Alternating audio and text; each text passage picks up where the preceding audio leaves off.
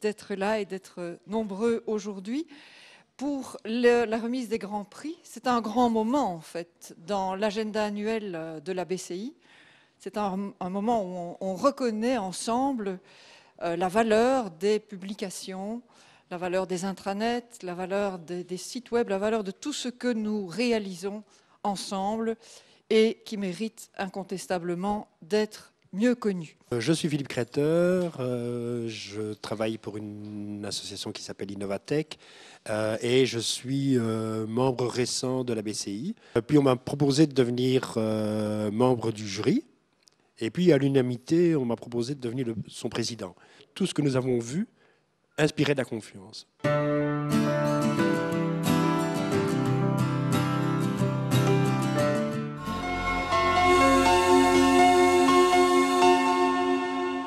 Félicitations au travail parce que c'est un travail gigantesque sur plein de médias.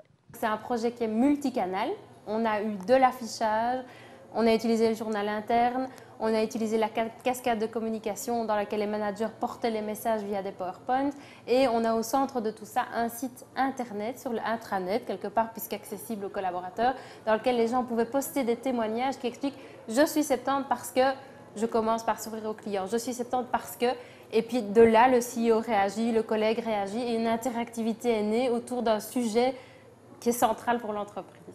Le jury a apprécié le fait qu'on a réussi à traduire un message complexe et abstrait, la loyauté des clients, dans un slogan et une approche individuelle, facile à comprendre avec le 70 et où on demande aussi un engagement personnel de nos employés à l'atteinte de cet objectif.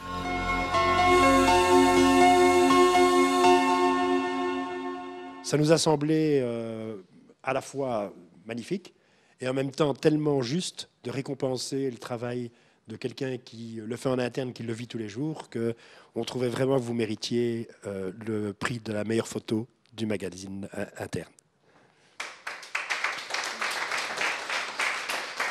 S'il vous plaît, et félicitations. Le fait qu'on mette à l'honneur quelqu'un qui travaille chez nous en tant que photographe et qui fait, en plus de son boulot à la justice, et qui fait des photos humaines, qui replacent l'humain au centre des préoccupations, est selon moi quelque chose de déterminant.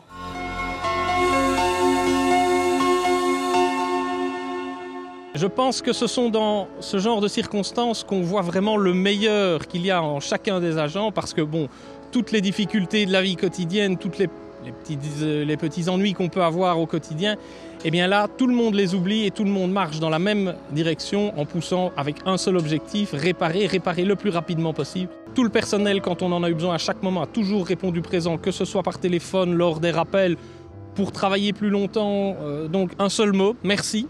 Infrabel a eu l'intelligence, son équipe télé a eu l'intelligence d'aller sur le moment même filmer ses équipes qui travaillaient pour désincarcérer, pour remettre les voix, pour dire que lorsqu'il y a un accident de cette nature, tout le monde travaille. Le reportage Infrabel TV sur l'accident de Godin a été choisi selon nous parce que c'est un reportage qui met très fort en valeur le travail du personnel d'Infrabel.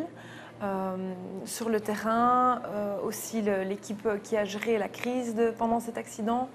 Et le reportage était une manière pour Infrabel de remercier tous ces gens pour leur travail extraordinaire. Finalement, ils se sont vraiment mobilisés pour remettre les voies en état le plus vite possible.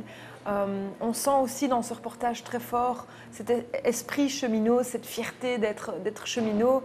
Et on avait envie de pouvoir partager ça avec tous les collaborateurs de l'entreprise.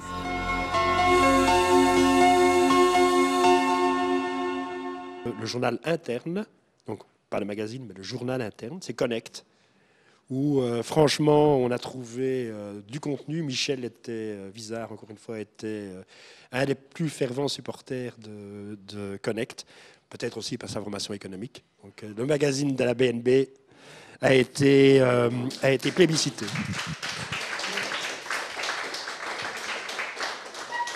S'il vous plaît, et toutes nos félicitations. Et ce que je voudrais dire, c'est surtout ce que nous cherchons à mettre dans ce journal, qui s'appelle Connect. Autrement dit, nous essayons de connecter le personnel avec l'entreprise, mais aussi les personnes entre elles.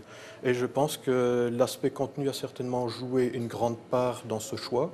parce que nous essayons à la fois de décrire l'activité de l'entreprise, de donner des messages pratiques au personnel, mais aussi de mettre les gens en contact les uns avec les autres en présentant par exemple les patients ou en soumettant chaque fois un membre du personnel volontaire, bien sûr, à une sorte de questionnaire de Proust, ce qui lui permet de se connecter littéralement avec l'ensemble du personnel de la banque. Vivaquois a fait fort. Alors Vivaquois, pour féliciter, pour remercier son personnel, pour lui donner quelque chose qui correspond à ce qu'on attend, ce qu'on espère de l'entreprise, un motif de fierté. C'est pas une bouteille de vin ou autre chose. C'est un livre, carrément un livre, un roman. Un roman écrit par quelqu'un qui, en termes d'écriture de romans policiers, s'y connaît bien. C'est un juge d'instruction bruxellois, il s'appelle Michel Claes. C'est un livre qui montre toutes les qualités du personnel de Vivaquois. Je serais très fier personnellement de travailler chez Vivaquois si je recevais un tel livre. Et donc, félicitations. C'est vraiment un résultat magnifique. Je crois qu'il s'agit d'une manière originale de parler de Vivaquois et de la problématique de l'eau en général. En fait, Vivaquois cherchait un cadeau original à l'occasion de son 120e anniversaire. Elle n'avait pas l'intention de faire un ultime livre historique sur Vivaquois. On a choisi l'idée du roman d'entreprise et plus précisément d'un polar parce que le polar touche tous les publics et parce que justement c'est un cadeau original pour une occasion spéciale. Donc le livre a été distribué à tous les membres du personnel le jour de l'anniversaire, en français aux francophones et en néerlandais aux néerlandophones.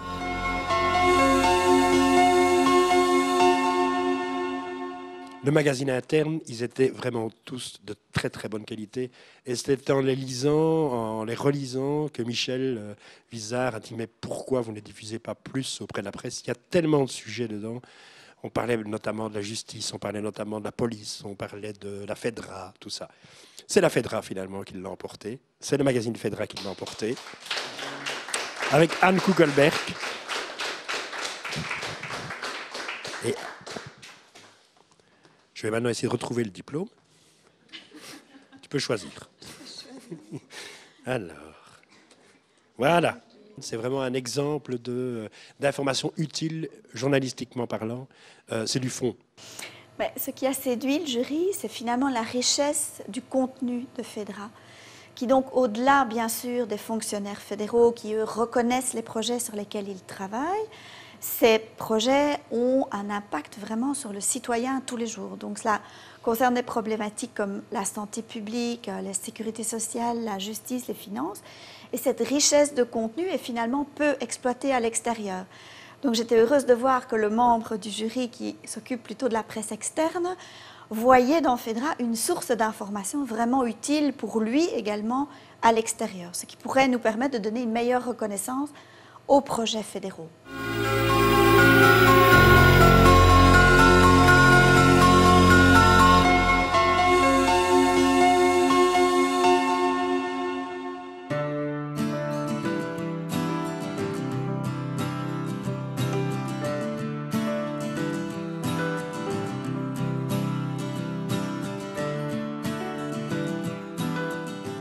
Je suis membre du conseil d'administration de la BCI et je représente la BCI au sein de la FEIA, la Fédération européenne de la communication interne. Cette année, les lauréats des Grands Prix ABCI sont automatiquement inscrits au Grand Prix de la FEIA, c'est-à-dire qu'ils seront jugés avec les meilleurs Européens par un jury pan-européen. Alors, je pense qu'il va y avoir un changement majeur. C'est l'arrivée d'un nouveau prix. On s'est rendu compte avec l'un de nos candidats qui avait tant de talent qu'on a été à un certain moment contraint de constater qu'il manquait un Grand Prix. Ce Grand Prix, c'est le Grand Prix du concept de communication. Derrière les outils, il y a d'abord une stratégie et cette société avait développé un vrai concept. On s'est dit qu'on l'avait peut-être un peu désavantagée par le fait qu'elle avait dû choisir un outil alors qu'on n'est plus dans l'outil, on est dans le concept et donc c'est quelque chose qui manquait. Ce sera réparé en 2013.